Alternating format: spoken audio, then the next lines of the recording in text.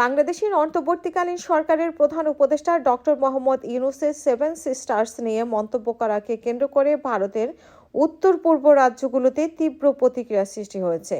এমনকি বাংলাদেশকেই ভেঙে নিজেদের জন্য সমুদ্র পথ তৈরি করার হুমকি দিলেন ত্রিপুরার নেতা প্রদত্ত মাণিক্য।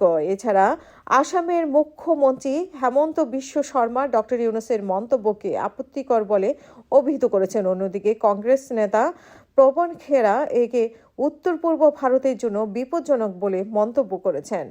ডক্টর ইউনূসের মন্তব্যে যা ছিল, সম্প্রতি সোশ্যাল মিডিয়ায় ছড়িয়ে পড়া একটি বক্তব্যের ভিত্তিতে বলা হয়, চীনের 4 দিনের সফরের সময় ডক্টর ইউনূস বলেছেন ভারতের 7টি রাজ্য, যা পূর্ব ভারত ও সেভেন সিস্টার্স হিসেবে পরিচিত, সেগুলো একেবারে ভূমি বেষ্টিত, তাদের সমুদ্রে যাওয়ার কোনো পথ নেই।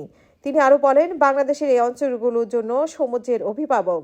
এটি এক বিশাল সম্ভাবনা তৈরি করে, যা চীনের অর্থনীতি সম্প্রসারণের সুযোগ এনে দিতে পারে।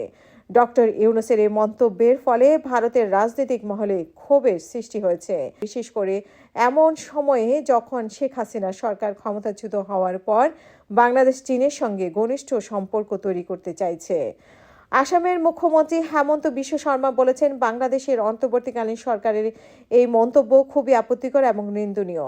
এটি ভারতের কৌশলগত চিকেন স্নেক করিডোরে দুর্বলতা নিয়ে প্রচলিত বর্ণনাকে পুনরায় উস্কে দিচ্ছে। তিনি আরও বলেন, ভারতের মধ্যে এমন কিছু শক্তি ও অতীতে এই সংকীর্ণ ভূখণ্ডকে বিচ্ছিন্ন করার জন্য পরামর্শ দিয়েছে, যা উত্তর পূর্বকে মূল ভূখণ্ড থেকে বিচ্ছিন্ন করে ফেলতে পারে।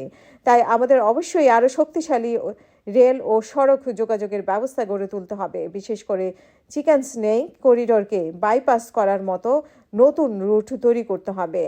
সম্প্রতি ভারত বাংলাদেশের সম্পর্কে নানা ধরনের টানাপোড়েনের সম্পর্ক চলছে। শেখ হাসিনা সরকারের ক্ষমতাচ্যুত হওয়ার পর বাংলাদেশ ভারত কূটনৈতিক সম্পর্কের অবনতি দেখা দিয়েছে। এদিকে ভারতের প্রধানমন্ত্রী নরেন্দ্র মোদী গত 26শে মার্চ বাংলাদেশের স্বাধীনতা দিবসে ডক্টর ইউনূসকে একটি বার্তা পাঠিয়েছেন, দুই দেশের অংশীদারিত্ব জোরদারের প্রতিশ্রুতি দেন।